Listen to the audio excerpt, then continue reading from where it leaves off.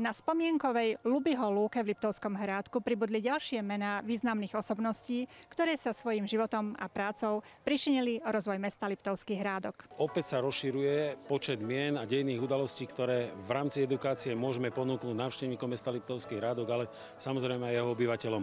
V tomto prípade je to Girsík, potom je to Jede Matejovie, potom je to Miloš Jesenský, a to z príležitosti 80. výročia Slovenského národného povstania, ktoré by sme chceli doplniť, pretože to bol, aj keď nie náš občan, ale zahynul v katastri práve nášho mesta v Červenom kúte ako 17-ročný, ako neplnoletý. Ktorý je poslednou historickou osobnosťou? No, nepochybne pán Martinka, ktorý sa zaslúžil, a teraz poviem o urbanizmus a vôbec výstavbu nielen v meste Liptovský Hrádok, ale v Vysokých Tatrách. Čo si myslíte, že je dôležité pre mladých zachovávať takýto odkaz, takejto lúky s pamätnými doskami? Poviem to takto, ja tu bývam relatívne blízko a vždy, keď taďalto idem, tak vidím ľudí a hlavne mladých ľudí, ktorí si čítajú tie tabule a je tam taký príbeh o každom z nich. Čiže máme tu na včelára, máme aj tragické udalosti, kedy napríklad v Hejce z tých novodobých dejín obyvateľ mesta Liptovského Hrádku s trvalým pobytom tam zahynul. A máme tu napríklad aj 17. storočie Magdalénu Zajovú a podobne. Čiže tu nás sa dozvedia nenásilnou formou o tom, ako sa formovali dejiny mesta Liptovský Hrádok. Vážený pán primátor, vážení poslanci mestského zastupiteľstva, vážení zástupcovia liptovsko-hrádockých firiem a spoločnosti, milí občania Liptovského Hrádku. Po roku sa opäť schádzame na rovnakom mieste, aby sme si odhalením pamätných tabúľ pripomenuli ďalšie významné osobnosti, ktoré sa podielali na rozvoji nášho mesta. Respektíve tých, ktorých meno je s našim mestom a jeho históriou spojené.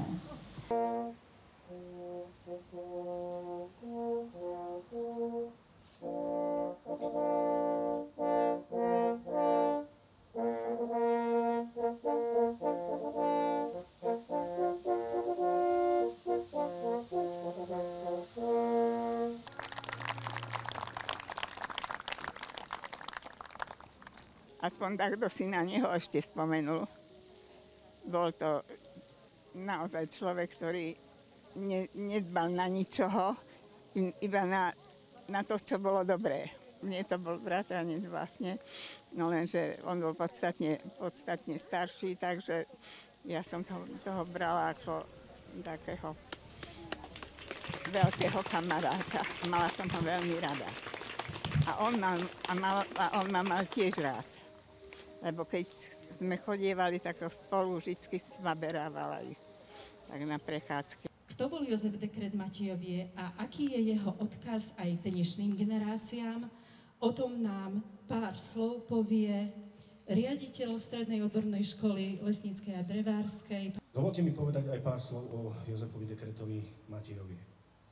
Narodil sa 12. júla 1774 v obci Dobroč, ktorá sa nachádza pri Čiernom Balogu. Narodil sa do rodiny lesného robotníka. A hoci neabsolvoval lesnícke vzdelanie od nádeníka, pomocného horára až horára, sa mu podarilo prepracovať a dosiahnuť postavenia vysokého lesníckeho úradníka, komorského lesmajstra.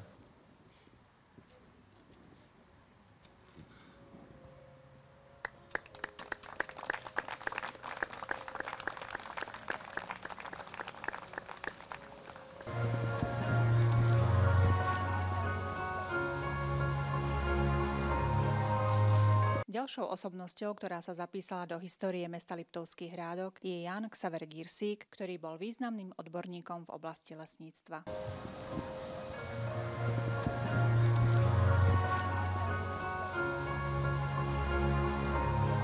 Inžinier Juraj Martinka bol významný lesnícky odborník, múzejník, modelár a výtvarník. Ako zástupca starostu a riaditeľ štátnych lesov a statkov sa na začiatku 20. storočia zaslúžil o rozvoj mesta Liptovský Hrádok v oblasti výstavby centrálnej mestskej zóny, obecného domu a sokolovne.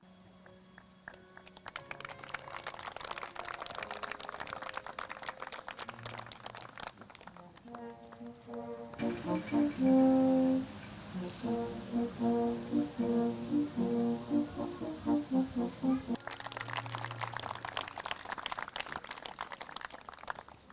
závere stretnutia primátor mesta Liptovský Hrádok a zástupcovia odštepných závodov Tatry a Semenoles zasadili na Lubyho lúke 2 dreviny, dub a smrek, ktoré sú darom štátneho podniku Lesy SR, Generálne riaditeľstvo Banská Bystrica. A ja by som bola veľmi rada, keby do tohto parku na jednej zo svojich hodín zavítali aj žiaci našich škôl, aby si prezreli tieto tabule, ktoré veľmi veľa vypovedajú o histórii nášho mesta. To, že sa buduje, to ma nesmierne teší. K dňom mesta neodmysliteľne patria aj stánky s občerstvením a kolotoče.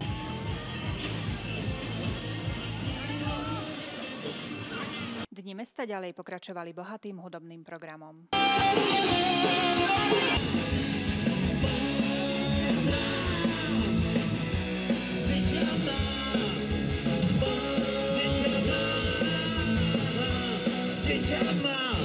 Liptovský Hrádok!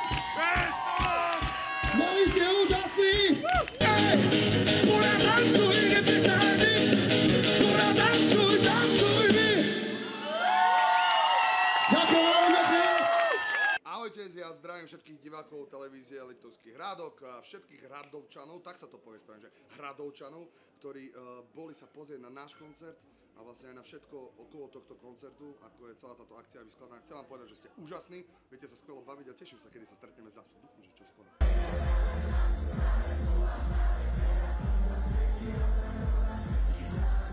Dni mesta Liptovský Hrádok pokračovali sobotným ránom na lúke pod Skalkou, 7. ročníkom športových dní. Pán primátor, je to ďalší športový deň, plný nielen športu, ale potom samozrejme aj skvelých kultúrnych aktivít. Je tu neskutočne veľa aktivít, pre malých, pre veľkých. Ako to vy vidíte? Vôbec je možné pre jedného človeka všetko to stihnúť v rámci jedného dňa? Ja si myslím, že včera bol náročný deň, bolo tu nás strašne veľa ľudí, teraz je to porejče, tu nás sú len súťažiaci, ale s priebehom pribúdajúceho času tu bude pribúdať aj ľudia a myslím, že si to užijeme. Ja by som si len chcel zaželať, aby všetky tie disciplíny prebehli v takej pokojnej, pohodovej, ale výkonnostne veľmi vysokej atmosfére, aby to bolo bez ranenia. Tak všetkým prajem, aby si dobre zašportovali, strávili krásne predpoludne a poďme do toho. Takto športovo sme odštartovali športový deň mesta Liptovský Hrádok. Môžeme naozaj sa s plnou vervou pustiť do firemného viacboja, priatelia, športovci, športovkyne, atlétky, lebo firemný viacboj v tomto momente považujeme za odštartovaný. Do športového viacboja sa zapojilo 7 kolektívov významných hradockých firiem, ktoré súťažili v 5 disciplínach: skákanie vo vreci, vrch polenom do diaľky, lukostrelba, maxiliže a beh Hradskou horou. Svoje družstvo postavilo aj mesto Liptovský Hrádok. Dievčatá, to je druhá kategória. Áno, to je druhá kategória. A na koľko metrov sa strieľa v tých súťažných majstrovských? Kto je z vás najlepším Robinom Hoodom? Najlepším je túto pán Král. Pán Král je najlepší Robin Hood. Lebo Strieľam, a teraz som tohto roku sa mi podarilo vyhrať.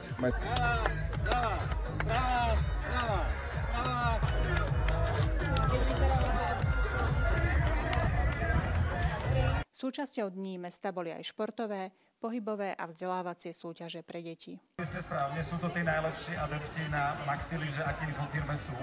Určite áno. Určite áno. A v čom si... Nerozhádať celú rodinu. To z rôznych stánkoch pre detičky, ktoré máme pripravené disciplíny. Nechybali atraktívne športové aktivity ako silovo-vytrvalostná súťaž jazda peklom, ukážky bojových umení karate klubu športového klubu mesta Liptovský Hrádok, tradičný beh Hradskou horou, cyklovýzva pre malých i veľkých, či chôdza s paličkami hore belou, dole belou. Na 3. mieste s celkovým počtom bodov 24 tým firmy Rettermeier.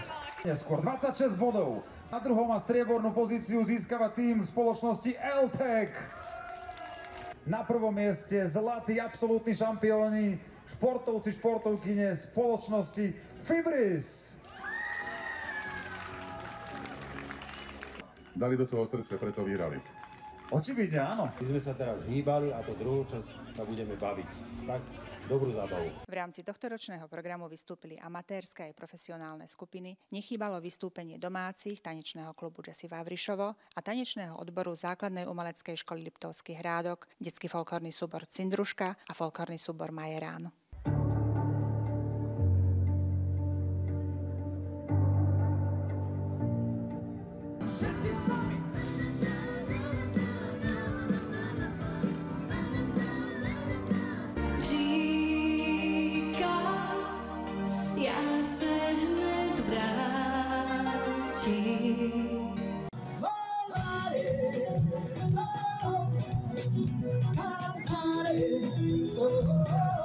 Dovoľte, aby som sa poďakoval všetkým účinkujúcim, ktorí nám spríjemnili tieto chvíle, všetkým tým, ktorí participovali na príprave tohto podujatia a hlavne vám, ktorí ste prišli a zažili pekné chvíle. A týmto vás pozývam na ďalší 17.